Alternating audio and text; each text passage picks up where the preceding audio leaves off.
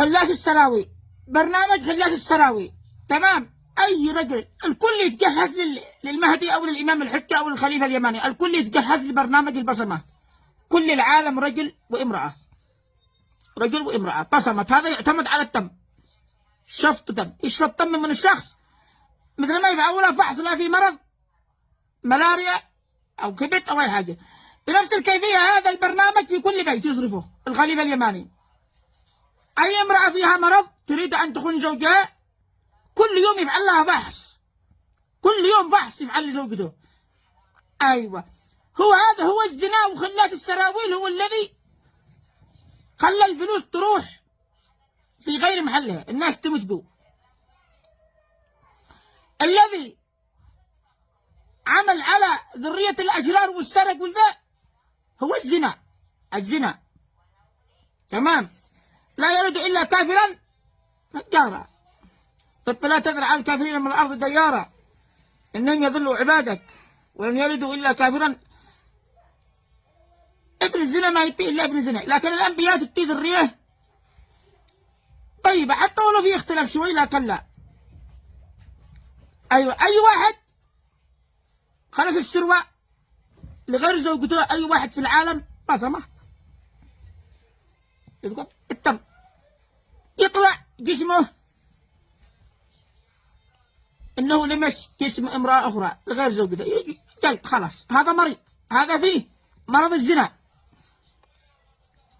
هذا فيه مرض الزنا، هذا فيه مرض الزنا، ويتم جلده طبيعي، فحص طبيعي يتم صرفه في المستشفيات في البيت. أيوة، هذا يسمى برنامج خلاص السراويل. كذلك المرأة كل يوم تتعرض للفحص، كل يوم فحص بالتم، يطلع المرض. أين المرض؟ يطلع المرض، هل المرض في الأيادي أم هانة في الصابر أم هانة أم في الرجل أم في الصبح؟ يطلع المرض، يطلع الجسم الذي لمسها الرجل غير زوجها، ومن الذي سلم عليها، ومن الذي باسها هانة ولا هانة. يتم علاجها ووضعها، يقتلوها أهلها، يقتلوها، يذبحوها، يدفنوها حي، يقبروها حي، تمام، يدفنوها. لذلك العصفري لا يمكن لأي واحد يضحك عليه، لا يمكن لأي واحد يضحك عليه. أي امرأة من الرحب من بني الحارث من بني حشيش من ريمة، وما أدراك ما ريمة، من ريمة، أي امرأة من ريمة أخبروا أي امرأة أو رجل من ريمة برنامج البصمات وصل لهم. كذلك أرحب، أي امرأة أو رجل من أرحب برنامج خلاص السراويل من أرحب، من دمار، من دمار، من أب، من حجة، من صعدة، من عمران، تمام. أيوة، من الضالع، كذلك من الجزائر، المغرب، تونس، السعودية، الإمارات، قطر، الكويت، لبنان، العراق، سوريا، أمريكا، فرنسا، بريطانيا، استراليا، روسيا، الصين، إيران، تركيا، جميع العالم، جميع المواطنين في العالم برنامج خلاص السراويل.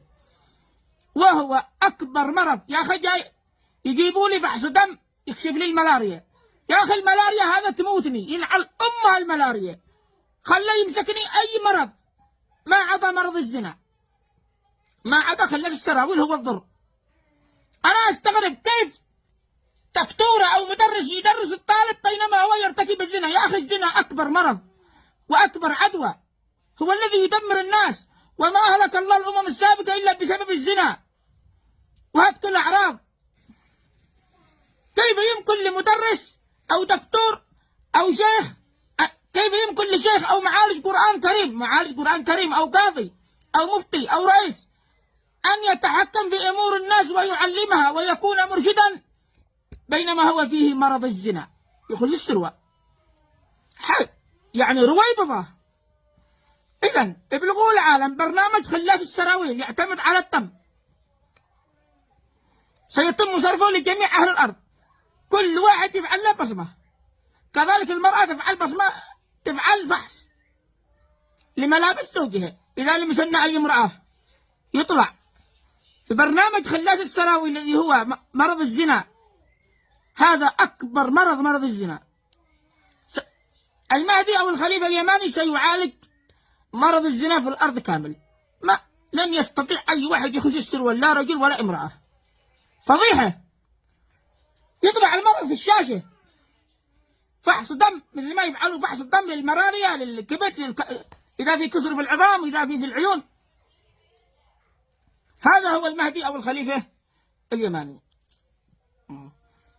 لذلك أي امرأة لمس جسمها غير زوجها وخلص السروال لغير زوجها تجهز نفسها للفضيحة. فحص، يسحب زوجها دم من جسمها ويعمل لها فحص، ثم تطلع النتيجة أمام زوجها من هو الشخص الذي لمسها، ومن هو الشخص اللي ومن هو الشخص اللي أيوة. وبعدها جلد وقتل. بعض المرأة يقتلها زوجها، وبعض المرأة يقتلها أبوها، وبعض المرأة يقتلها أخوها. فضايح فضايح في العالم. حتى هذا فحص مرض، هذا فحص يسمى مرض الزنا. برنامج خلات الزراويل أو ما يسمى بمرض الزنا، لكشف الزنا في الأرض، لكشف الزنا. أيوة. لا يضحك العالم على العصري. ها أيوة.